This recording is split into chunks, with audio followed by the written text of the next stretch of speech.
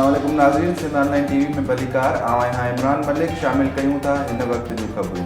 नाज़रीन, नौशरो फिरोज़ भरिसां वसणाबाद शहर में पाकिस्तान के नामियार लेखक, अदीब, दानिश्वर, समाज सुधारक, जज, सियासतदान, कालम नवीस, तालीमदान, बेबाक सहाफ़ी कामरेड ताज मोहम्मद अबड़ो के भेटा पेश करण जे लाइ संदसि नाले ते लाइब्रेरी जो इफ्तिताह करे 3 ॾींहनि वारो किताबी मेलो मुनक़िद कयो वियो। सिंध ऑनलाइन टीवी जे रिपोर्टर एम ज़फ़र ट्रगर मूजिब लाइब्रेरी ऐं किताबी मेले जो इफ्तिताह सिंध जे नामियार अदीब, एंटी करप्शन शहीद बेनज़ीराबाद डिवीज़न के डिप्टी डायरेक्टर मीर नादिर अली अबड़ो कयो। किताबी मेले में अल्ताफ़ असीम, यार मोहम्मद मरी, जुम्मन खोखर, साईं बख्श मरी, अली शेर करीमी ऐं ॿियनि नालेवार अदीब लेखकनि किताबी मेले में शिरकत कई। तक़रीब खे ख़िताब कंदे मीर नादिर अली अबड़ो, अल्ताफ़ असीम, असलम लगारी ऐं ॿियनि ख़िताब कंदे चयो त लाइब्रेरियूं ऐं किताबी मेला नौजवाननि में शहूर पैदा कंदा। उन्हनि चयो त लाइब्रेरियूं इल्म जे वाधारे में अहम किरदार अदा कंदियूं आहिनि। उन मौके ते प्रोग्राम की मेज़बानी कामरेड गुलाम हुसैन वसण, कामरेड बिलावल वसण मेहमाननि के अजरक ओढ़ाए आदरबा कयो,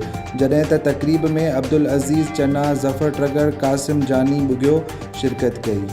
वधीक ख़बरुनि ऐं अपडेट्स जे लाइ ॾिसंदा रहो सिंध ऑनलाइन टीवी।